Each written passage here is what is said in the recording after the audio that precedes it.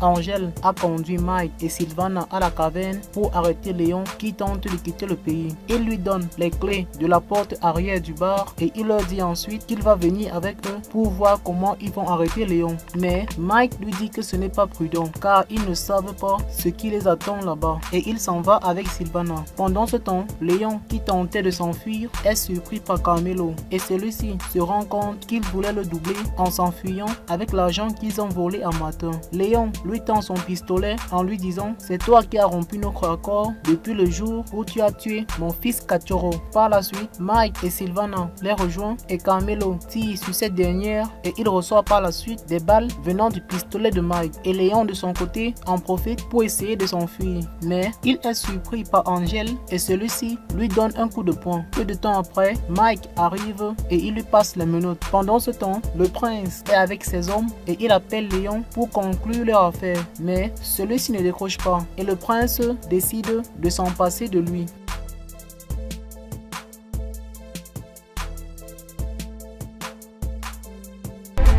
Martin est dans son appartement et il vérifie le transfert d'argent. Mais il se rend compte que le compte a été vidé et qu'il ne lui reste que 349 $. Et celui-ci ne comprenait pas ce qui se passe. Par la suite, il reçoit un appel du journaliste Diego Robledo et celui-ci lui demande d'allumer la télévision car il a fait un reportage sur lui ainsi que sur Manuela. Martin allume alors la télévision pour voir le reportage et dans ce reportage, Diego Robledo parlait de Manuela et de Angel et il disait que le célèbre peintre connu sous le nom de Salvador Dominguez n'est en réalité qu'un ex-prisonnier du nom de Angel Salvador. Et Martin, voyant cela, n'en croyait pas ses yeux. Pendant ce temps, Mike et son équipe se mettent en place pour arrêter le prince. De son côté, Martin est troublé et il ne sait pas quoi faire. Il se met ensuite à détruire les choses dans son appartement et en détruisant le tableau que Angel lui avait offert, il se rend compte qu'il y avait une caméra à l'intérieur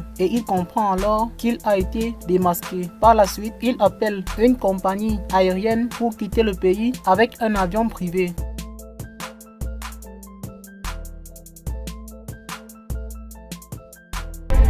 Le prince arrive au port pour son rendez-vous avec Martin et il ne sait pas que la police est en train de le surveiller. Pendant ce temps, Martin arrive chez sa mère et il découvre qu'elle s'est suicidée. Et celui-ci était alors effondré en voyant cela. De son côté, le prince se fait arrêter par la police et peu de temps après, les policiers s'interrogent par rapport au fait que Martin ne soit pas venu au rendez-vous. Et ils décident alors de lancer un avis de recherche sur lui. Peu de temps après, Mike et son équipe se rendent dans son appartement, mais il n'y était plus.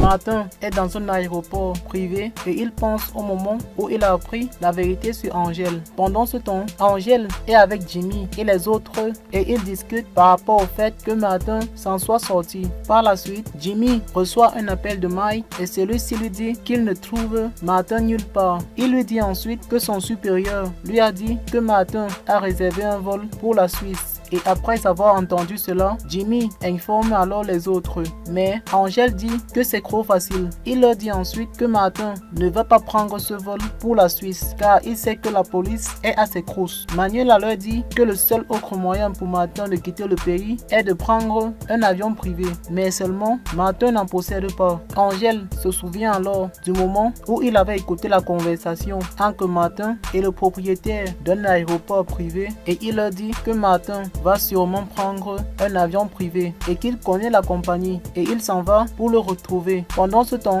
Martin discute avec une employée de la compagnie et celle-ci lui dit que le vol est prévu dans 40 minutes et Martin était alors contrarié car il n'avait pas ce temps devant lui.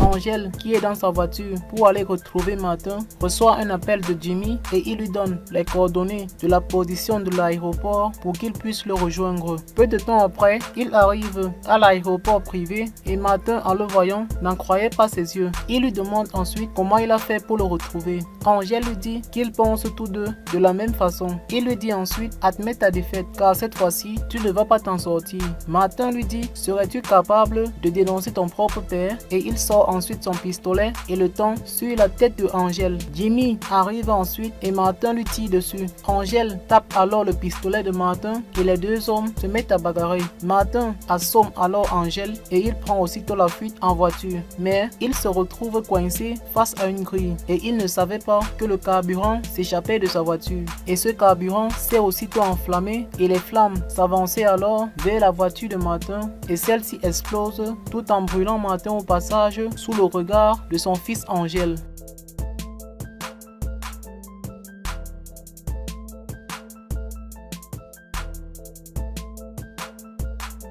Quelques mois après, Manuela donne naissance à un tout petit garçon et elle est super heureuse avec son mari Angèle. De son côté, Virginia, qui a repris la tête de l'entreprise, est en réunion avec les actionnaires et elle leur dit que l'entreprise se porte à merveille. Peu de temps après la réunion, Jimmy la rejoint et ils sont super heureux car ils vont avoir un bébé.